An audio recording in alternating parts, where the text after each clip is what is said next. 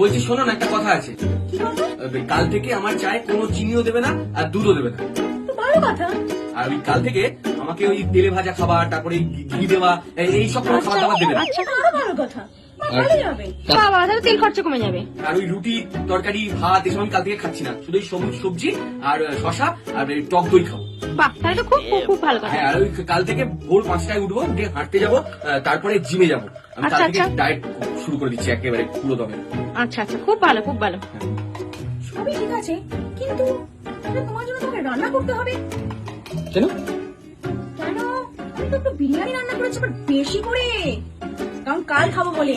কিন্তু তুমি তো খেতে পারবে না, তুমি তো কাল থেকে আবার সকালবেলা হাঁটতে যাবে, আবার চিনি চা খাবে না। তাহলে বিরিয়ানি করেছো? ও, তাহলে এক কাজ করো, আজকে আর কালকে 3টা বিরিয়ানি খেয়ে নিয়ে আমি বরঞ্চ ওই পরশু ডায়েট করবো। খুব খিদে পেয়েছে বুঝলো তো, তুমি না খাবারটা বাড়ো, আমরা একসাথে খেয়ে